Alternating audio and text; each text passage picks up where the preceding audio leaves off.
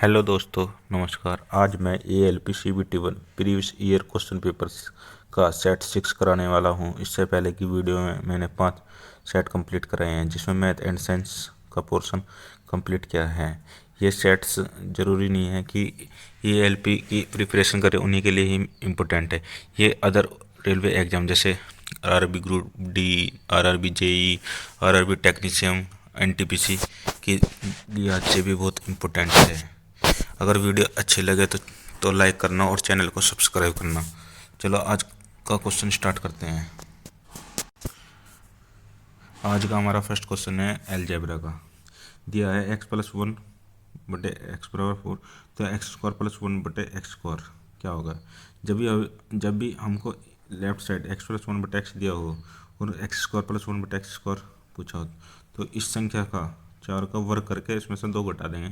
4 का वर्ग कितना होगा? 16। 16 से 2 का 14। 14 हमारा राइट आंसर होगा।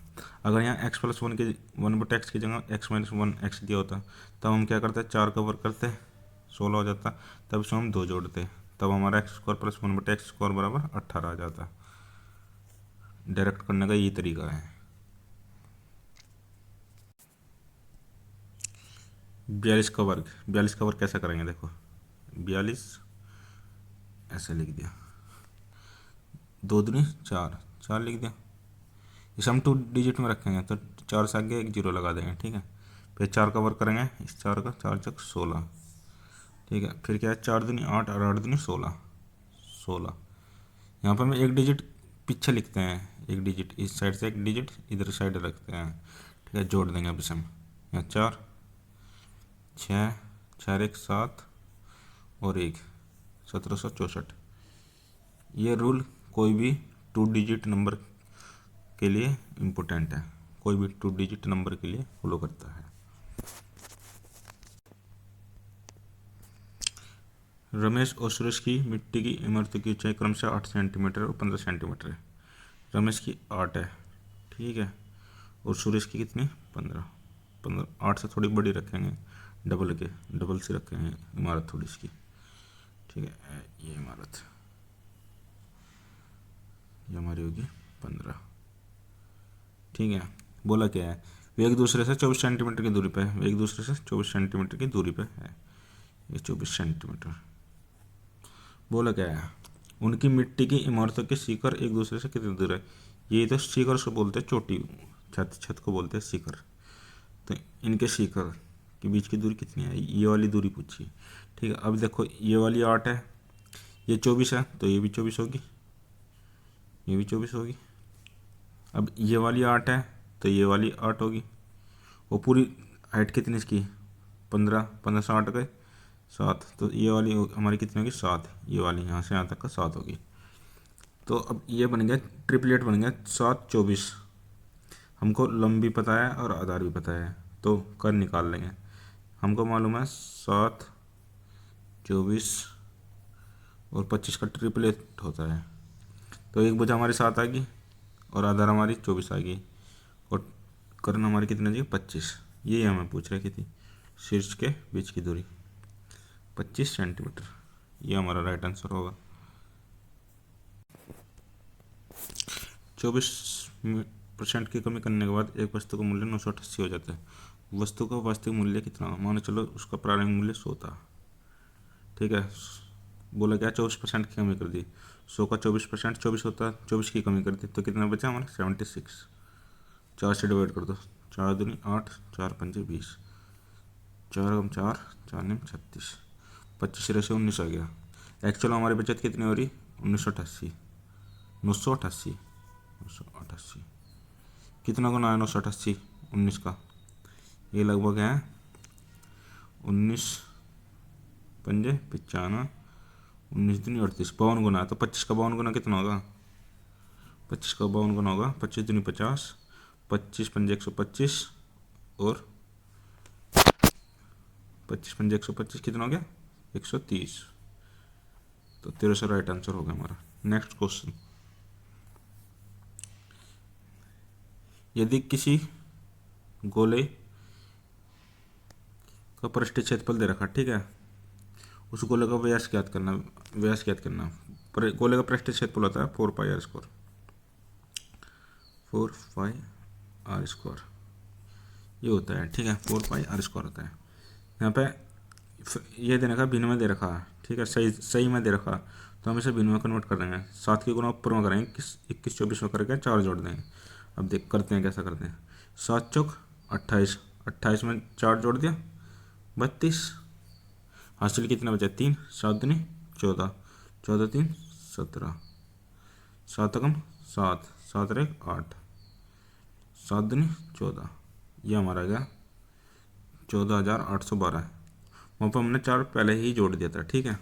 अब 4 से डिवाइड कर दो इसको, 4 से डिवाइड कर दो, और बट्टे में 7 भी तो रहेगा ना, बट्टे में 7 भी रहेगा। 4 से डिवाइड कर दें, 4 तिया 12, 4 7 28 और 4 तिया 12। अब ये हमारा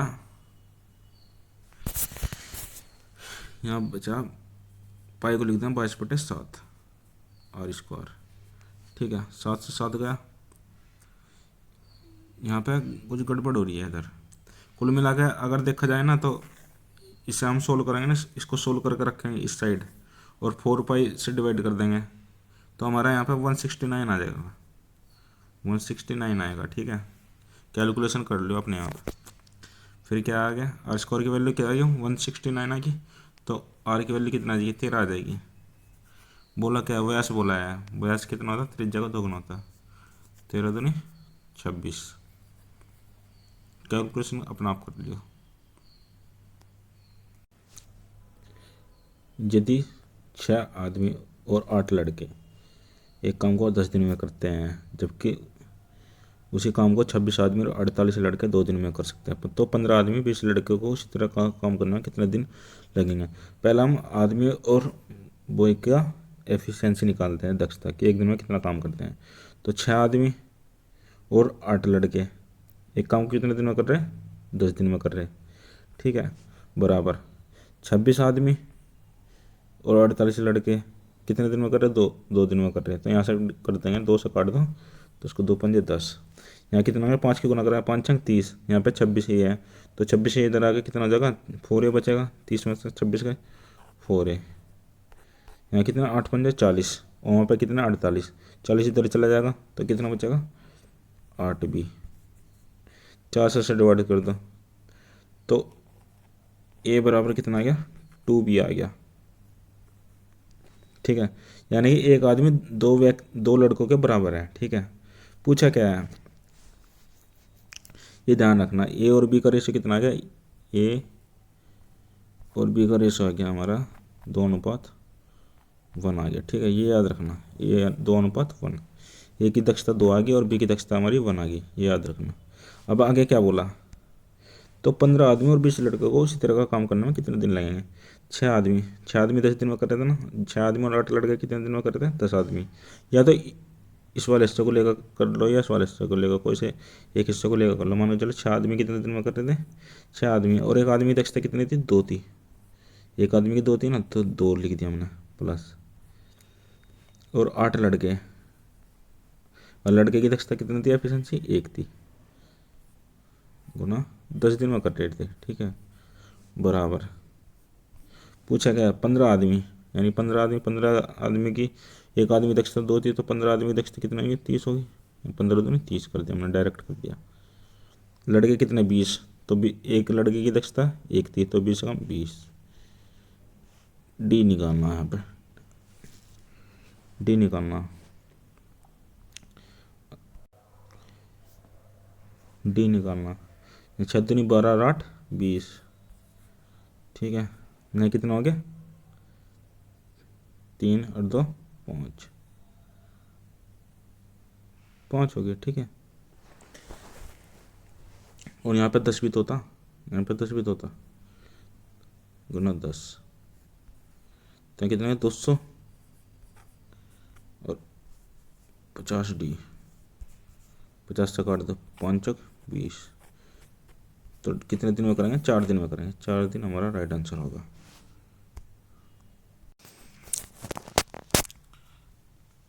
स्वर्ण का बजाय उसकी बचत से 125% अधिक है। मान चलो उसकी बचत 100 थी, ठीक है, 100 थी और बोला उसकी बचत 125% अधिक है, तो बचत कितनी होगी? 125% अधिक बचत से व्यय, व्यय कितना हो गया? 225। बचत हमारी 100 थी और व्यय बचत से 125% अधिक था, यानी 225। तो बचत और खर्च को मिलाकर क्या होती है? हमारी आय होती है। तो 225 और 100 कितना हो गया? 325 हमारी आय होगी। ठीक है, आगे क्या बोला है? यदि उसकी आय में 6% की कमी कर दी जाए। उसकी पहली आय कितनी थी? 225 थी उसकी आय, ठीक है। उसमें 6% की कमी करने के बाद कितना बचा हमारा? 211.5 वह बच गई। फिर क्या है? और बचत में 26.5 की वृद्धि कर दी जाए। पहले बचत कितनी थी? 100 थी, उसमें 26.5 की वृद्धि कर देंगे। 100 का 26.5 26.5 होता है, यानी कि हमारी बचत होगी 126.5। तो वह और बचत कितनी क्या होती है? हमारी आय होती है, जो कि जोड़ कितना गया? 338 पूछा गया। तो उसकी आय में कितने प्रतिशत की वृद्धि होगी? 325 338 कितना बढ़ गया? 5 और 8 13, 13 बढ़ गया।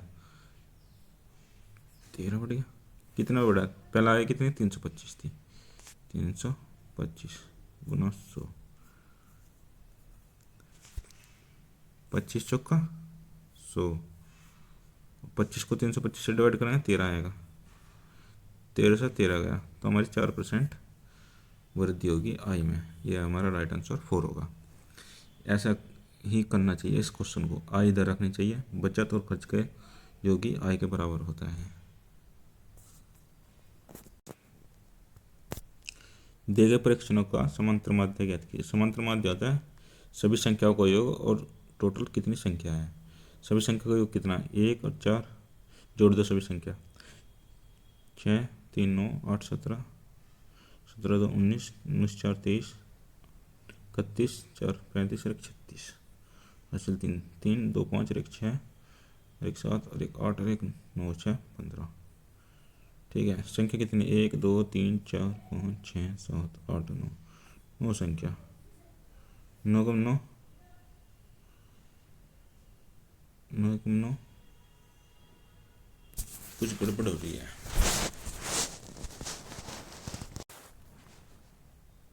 इनका योग 156 होगा, 126 होगा, 126। ठीक है, 9 से डिवाइड करते हैं, 14 निम्मा 126, तो 14 बार चला जाएगा, 14 हमारा राइट आंसर होगा। एक आयताकार टंकी के आधार का क्षेत्रफल कितना देखा? 6500 सेंटीमीटर स्क्वायर, और उसमें मौजूद पानी की मात्रा 2.6 घन मीटर है। टंकी में पानी की गहराई ज्ञात कीजिए। ठीक है, टंकी में पानी की गहराई ज्ञात कीजिए। अगर कोई आयताकार बॉक्स है, ठीक है, उसके आधार का क्षेत्रफल हमें दे रखा, तो उसकी हाइट होगी कुछ ना कुछ, जिसमें 2.6 घन मीटर पानी भरा है। ठीक है, तो टंकी में पानी की गहराई ज्ञात करना, तो लंबाई गुना चौड़ाई गुना ऊंचाई, एच ज्ञात करना। जबकि हमें कितना दे रखा? पानी का आयतन दे रखा 2.6 घन मीटर दे रखा, घन मीटर, ये हमें मीटर में दे रखा। तो लंबाई गुना चौड़ाई क्या है? क्षेत्रफल होता है। जबकि हमें कितना दे रखा है यहाँ पे क्षेत्रफल? 6500।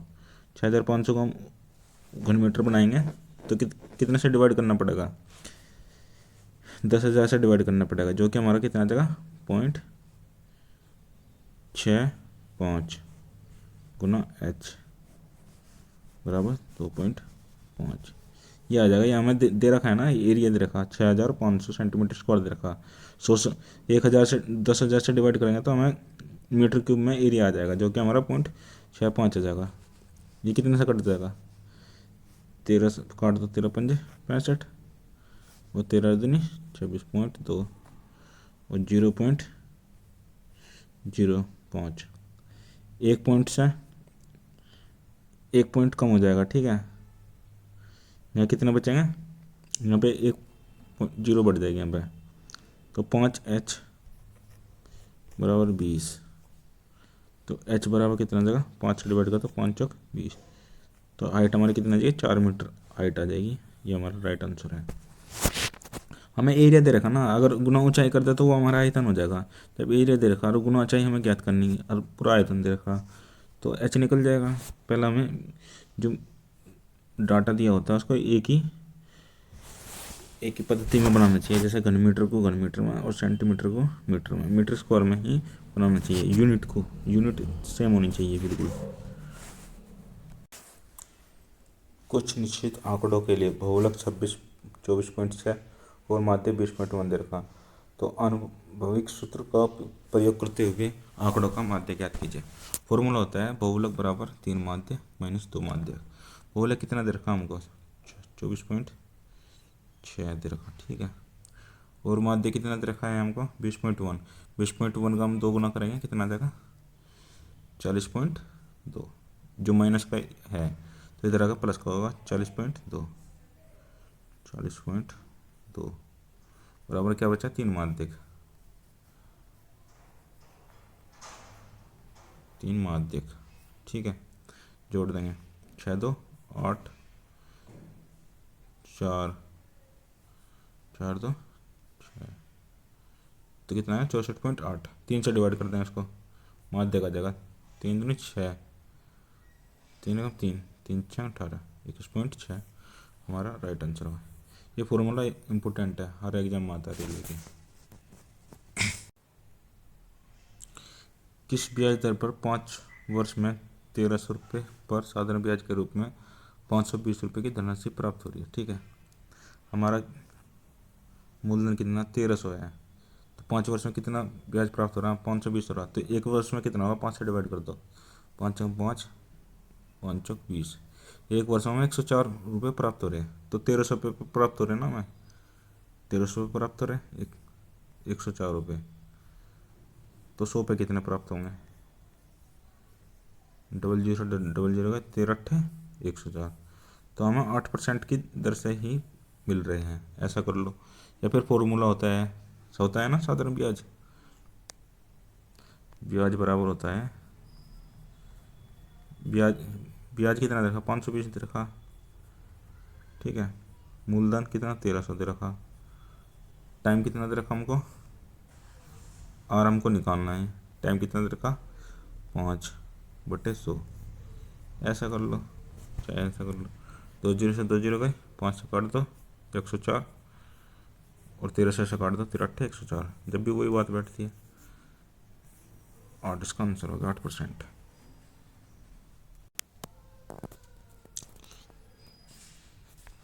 कौन सा भिन्न निम्नलिखित में से कौन सा भिन्न 2/3 से बड़ा और 4/5 से छोटा है? क्या करेंगे? 2/3 क्या होता है? 1.666 ऐसा होता है, ठीक है। और ये कितना होता है? 0.8। 4/5 होता है, 0.8 होता है, ठीक है। अब यहाँ डिवाइड कर करके देखें, जैसे हम 9/11 करेंगे, 11 से डिवाइड करेंगे, कितना आएगा? 11 8 88, 0.8 आ जाएगा। फिर 2 है, फिर यानी कि इससे तो बड़ा हो जाएगा, जबकि हमें इससे छोटा चाहिए, तो ये तो हमारा है नहीं बिल्कुल भी। 6 से काटेंगे, 6 तो 48, फिर ये भी बड़ा हो जाएगा, 5/6 भी 0.8 से बड़ा हो जाएगा 4/5 से, ठीक है। ये देखते हैं 3/4 कितनी बार चला जाएगा? 4 7 28, यानी 7 बार चला जा रहा है। और 0.6 से तो बड़ा होना चाहिए, 0.66 से, तो 7 बड़ा है, और 8.8 से छोटा होना चाहिए, 0.8 से छोटा होना चाहिए, तो हमारा 3/4 राइट आंसर होगा। 4 अंकों की वह सबसे छोटी संख्या ज्ञात कीजिए जो 24 40 56 में से प्रत्येक से पूर्णतः विभाज्य आ जाए। ये जितनी भी संख्या दे रखी है, ये संख्या दे रखी है, इनसे डिवाइड कर करके देखना है चारों संख्या को, ठीक है। यहाँ क्या है? 24 है, तो इसे 8 गुना 3 होता है, तो लास्ट की 3 डिजिट 8 से डिवाइड हो जानी चाहिए, ठीक है। ये चेक करो पहले इसमें, और 3 से भी डिवाइड हो जानी चाहिए।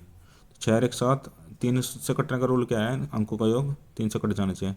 8 से 14 और 1 15, यानी कि 15 3 से कट जाता है, तो ये तो 3 से तो कट रहा। अब 8 से चेक करेंगे हम इसको, 8 8 64 और 8 15 40, ये भी कट रहा है, यानी 24 से तो कट जा रहा। अब देखते हैं 40 से काट के, 0 4 से कट जाए, 4 चौक 16, 4 दूनी 8। 56 से देखते हैं, 56 में क्या था? 8 गुना 7 आता है, तो 7 आता है, 7 से डिवाइड करके देखते हैं, 168, 7 दूनी 14, 7 चौक 28, यानी कि ये भी कट जा रहा है हमारा, तो इसका मतलब हमारा आंसर फर्स्ट सही है। कहने का मतलब 8 गुना 7 आ रहा है यहाँ पर, ठीक है। तो ऐसी संख्या ढूंढो जो 7 से कट जाए। 7 से कटने वाली संख्या ढूंढो कौन कौन सी कटेगी, जैसे कि 126 है, 7 अंक 7 और 5 8, ये भी कट जाएगी, 7 से कट जाएगी, ठीक है। फिर हम 3 से भी डिवाइड करके देखते हैं, 6 2 8 और 1 9, 3 से भी कट जाएगी। फिर यहाँ कितने देखा, 40 से डिवाइड करें, फिर करेंगे 8 से भी डिवाइड, 8 से नहीं कटना का ये, तो 60। तो राइट आंसर हमारा 1 हो गया।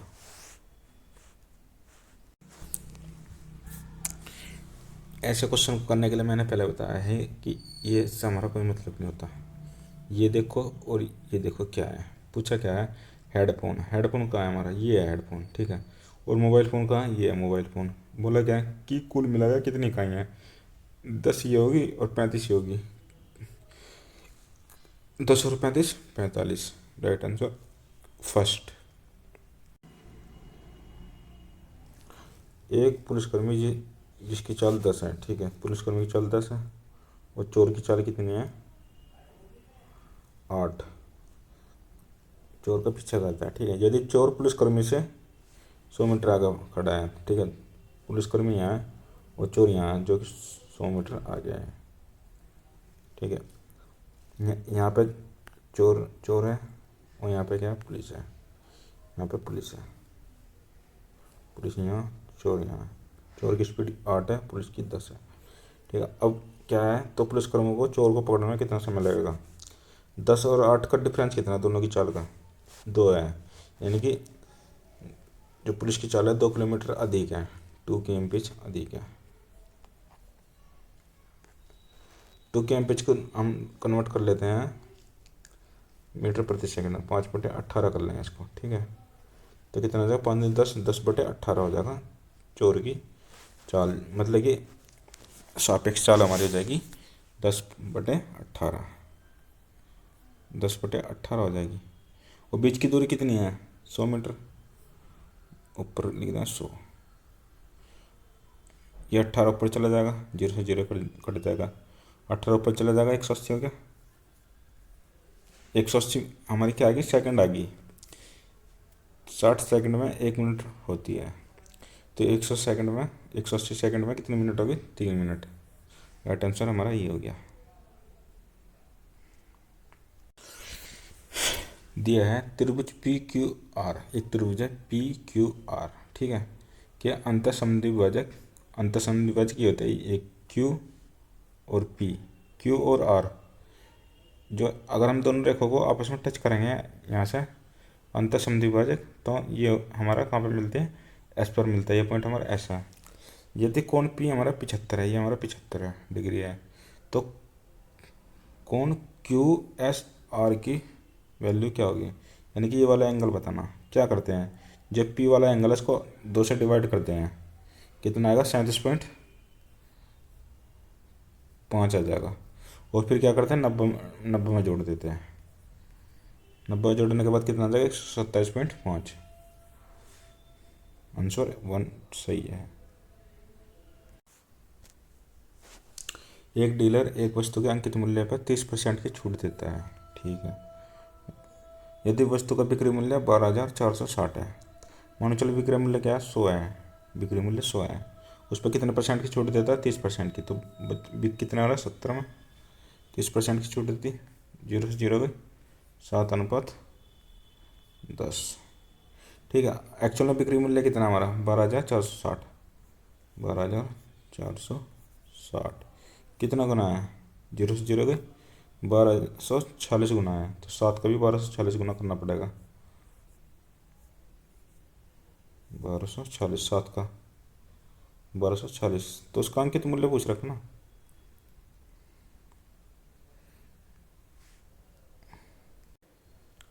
सॉरी सॉरी सॉरी, इसमें हमको अंकित मूल्य नहीं दे रखा, हमको दे रखा, उसने हमको दे रखा है बिक्री मूल्य दे रखा, बिक्री मूल्य अब हमारा 7 है, ठीक है। और एक्चुअल में कितना, 12,440, तो ये हमारा गलत हो गया इधर, ऐसा है।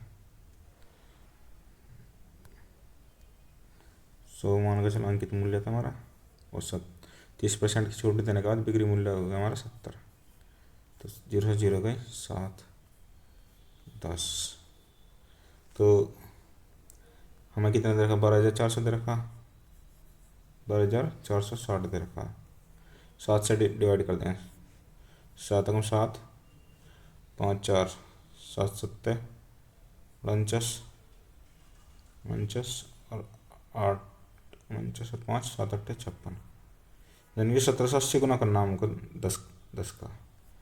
1780 गुना करेंगे कितना जाएगा 17,800। ये हमारा राइट आंसर होगा। कभी कभार हो जाता है ऐसा। एक व्यक्ति एक वस्तु को 25% के लाभ पर बेचता है, ठीक है। मानो चलो उसका क्रय मूल्य 100 था और 25% अधिक को बेचते हैं, कितने में बेचते हैं 125 में बेच दिया। फिर क्या है, यदि उसने 20% कम मूल्य में खरीदे होते हैं 100 की चीज़, अगर उसने 20% कम में खरीदी होती है, यानी कि 80 में खरीदी होती है, माइनस 20% कम में खरीदी होती है, ठीक है, तो वह वस्तु 80 में खरीदी होती और 10.5 रुपये 50 पैसे कम मूल्य पर बेचा होता, तो उसे 30% का लाभ होता है। यानी कि इसमें हमें कितने परसेंट का लाभ हो रहा, 30% का लाभ हो रहा है, जो कि 104 के बराबर होता है। तो बोला क्या गया, 10.50 रुपये कम मूल्य पर बेचा होता है। यहाँ पर कितने रुपये कम मूल्य में बेचा जाता है, 21 21 21 का डिफरेंस है, जबकि एक्चुअल में कितने का डिफरेंस है 105। 10.5 का है, 10.5 का है, ठीक है। कितना गुना है 21 का 10.5, ये हो जाएगा हमारा 0.5 गुना हो जाएगा। 21 × 5 होता है, ठीक है, 0.5 गुना। पूछा क्या है ना, वस्तु का क्रय मूल्य ज्ञात कीजिए, तो 0.5 गुना 100 का कितना हो जाएगा 0.5 गुना 50 हो जाएगा। 0.5 गुना 50 हो जाएगा, 50 हमारा आंसर होगा। एक्चुअल में हमने 21 रुपये कम में बेचा, ठीक है, नहीं एक्चुअल में 10.50 पैसे कम में बेचा था, लेकिन यहाँ पे कितना का डिफरेंस आ रहा, 125 की वस्तु थी, मैं बेच रहे थे पहले 104 में बेच रहा, तो 21 रुपये कम में बेच रहे। एक्चुअल में 10.5 में कम बेच रहे, तो कितना गुना है 10.5 में 21 का, तो 5 गुना पॉइंट में, 0.5 के गुना 100 में भी कर देंगे। यदि अंश में 2 और हर में 5 जोड़ दिया जाए तो भिन्न 1/2 हो जाती है। यदि अंश और हर दोनों में 2 घटा दिया जाए तो यह 1/3 हो जाती है। भिन्न के हर और अंश में धनात्मक अंतर क्या है। हमें ऐसी भिन्न छांटनी पड़ेगी जिनका डिफरेंस 2 बनता है, या ना 2 बनता है। तो हम शुरुआत से स्टार्ट करते हैं। पहले मानो चलो ऊपर अंश 1 है और नीचे हर कितना 3 है, 3 और 1 का डिफरेंस तो 2 बन गया। अब यहाँ पे एक कंडीशन फॉलो करेंगे, जैसे कि यदि अंश में 2 जोड़ दिया जाए, अंश में 2 जोड़ दूँ, 2 और 1 3, और हर में कितने जोड़ दूँ 5, 5 और 3 8, यानी कि ऊपर 3 बन रहा नीचे 8 बनना, जबकि हमारा कितना हो जाना चाहिए था 1/2 ही। तो यह तो हमारी है नहीं। फिर उसके बाद आते हैं, फिर मान चलो अंश हमने 2 मान लिया, हर मान लिया 4, ठीक है, यहाँ भी 2 का डिफरेंस बन रहा। और ऊपर वाले में क्या दिया है 2 जोड़ते हैं अंश में, 4 हो गए ऊपर, और नीचे में 5 जोड़ते हैं तो 9 हो जाएंगे, तो 4/9 ये भी नहीं है हमारा, ठीक है। नेक्स्ट कौन सी मानते हैं, मान चलो ऊपर अंश हमारा क्या है 3 है, नीचे 5 है, दोनों में डिफरेंस 2 का है। फिर क्या दिया, यदि 2 जोड़ते हैं, जोड़ दिया 3 और 2 5, और नीचे हर में क्या जोड़ते हैं 5 जोड़ दिया, 5 और 5 10, तो 5 और 5 5 और 10, तो क्या बन जाती है भिन्न 1/2 हो जाती है। तो हमारी 1/2 होगी, तो हमें पता चलेगा 3/5 है, 3/5 है हमारी, हर अंश 3 है और हर कितना 5 है। ये वाली भी कंडीशन फॉलो करते हैं। क्या दिया, यदि अंश और हर दोनों में से 2 घटा दिया जाए, दोनों से 2 2 घटा दो, तीनों से 2 का 1 और 5 से 2 गए 3, तो ये भी हमारी पूरी कंडीशन पूरी हो रही है 1/3, ये भी 1/3 आ गया। तो हमारी वो भिन्न कौन सी है 3/5 है, जिसका डिफरेंस 2 होगा। यह राइट आंसर होगा हमारा, 3/5 है, धनात्मक अंतर द्वारा है। दिया है एक विलियन दिया 250 ग्राम पानी है और 25 ग्राम कॉपर क्लोराइड है। विलियन के द्रव्यमान प्रतिशत के संदर्भ में विलियन की सांद्रता का परिकलन कीजिए। 250 ग्राम पानी है और 25 ग्राम कॉपर क्लोराइड है, कितना का 275। सांद्रता वो होती है जो कम मात्रा में होती है। 25 ग्राम कितना कॉपर क्लोराइड, विलयन की द्रव्यमान प्रतिशत सांद्रता बतानी है, गुना 100, ठीक है। 25 से काटो, 25 निम्न 225, 25 दाम 225, यानी 25 को 11 बार चल जाएगा पड़ा, 11 बार। 100/11 आ गया, तो 11 से डिवाइड करो 100 को, 1199 पॉइंट उतार लो, 0, 1199, तो 9.09% हमारा आंसर होगा। विलयन के द्रव्यमान प्रतिशत के संदर्भ में विलयन की सांद्रता का परिकलन कीजिए।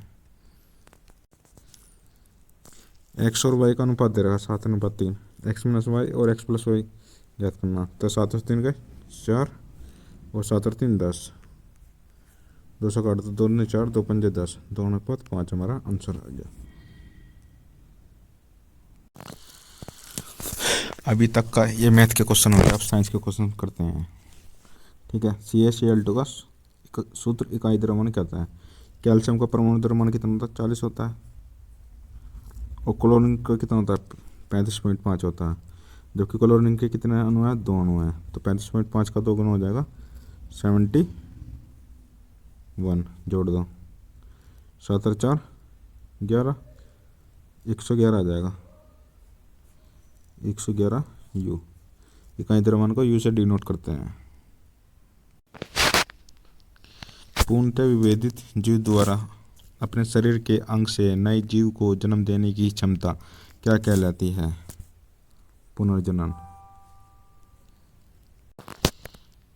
निम्नलिखित में से हमारे शरीर की सबसे लंबी कोशिका कौन सी है? तंत्रिका कोशिका। निम्नलिखित में से कौन सा हार्मोन सभी अंगों के विकास को उद्दीपित करता है? वृद्धि हार्मोन।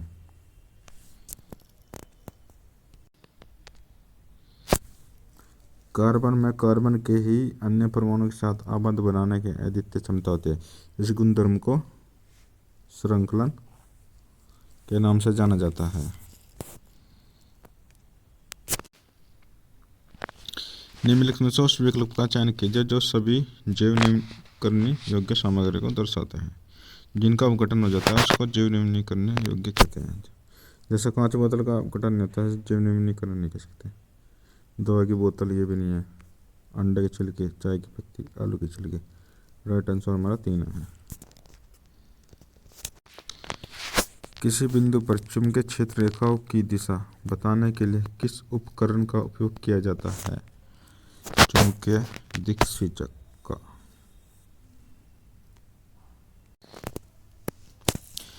पृथ्वी और चंद्रमा के बीच गुरुत्वाकर्षण बल के बारे में निम्नलिखित से कौन सा कथन सही है? जब चंद्रमा पृथ्वी के करीब होता है तो गुरुत्वाकर्षण बल आकर्षक और अधिकतम होता है।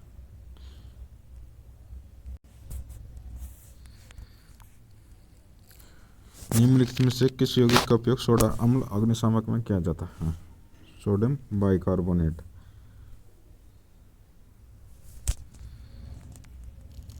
स्थलीय पारितंत्र में हरे पौधे द्वारा सौर ऊर्जा का कितने प्रतिशत ग्रहण किया जाता है? 1%। Most important.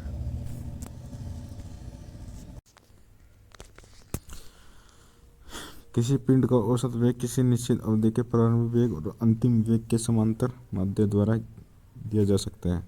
जब पिंड एक समान वेग से गतिमान हो, गलत। एक समान चल से गतिमान हो, गलत। असमान त्वरण से गतिमान हो, गलत। एक समान त्वरण से गतिमान हो। जब सोडियम सल्फेट बेरियम क्लोराइड के साथ अभिक्रिया करता है तो निम्नलिखित में से किस उत्पाद का निर्माण होता है? BaSO4Na2NaCl AQ का श्वेत अक्षेप प्राप्त होता है। ऑप्शन नंबर 2 राइट आंसर है। जब 1 ओम और 2 ओम वाले प्रतिरोध समांतर संयोजन में जुड़े हैं, पार्श्व का मतलब है समांतर, तब प्रतिरोध के संयोजन का तुल्य प्रतिरोध होता है 1/R बराबर 1/R1 प्लस 1/R2। ठीक है, 1/R बराबर पहला हम कितना रखा? 1/1 इधर रखा। अगला कौन सा रखा? 1/2। तो हमारा कितना हो जाएगा? 3/2 हो जाएगा। 3/2 को क्या लिख सका? 1/R बराबर 3/2 पलट देंगे 2/3। तो राइट आंसर होगा हमारा 2/3, ना कि 3/2, 2/3।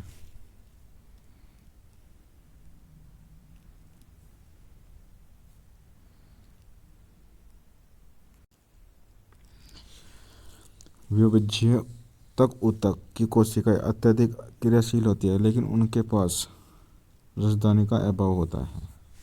Option number A. निम्नलिखित में से किस घटना में एक ठोस द्रव में परिवर्तित हो जाता है? फ्यूजन। ऑप्शन नंबर 2 विखंडन।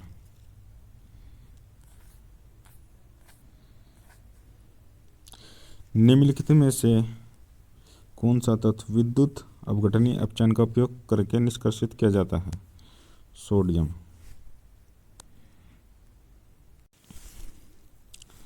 निम्नलिखित में से कौन सा किए गए कार्य का एसआई मात्रक है? कार्य का एसआई मात्रक होता है जूल। दोस्तों, आज मैंने 6 सेट कंप्लीट करा दिए हैं। अगर वीडियो अच्छी लगे तो लाइक करना और सब्सक्राइब करना। मिलते हैं नेक्स्ट वीडियो में। धन्यवाद।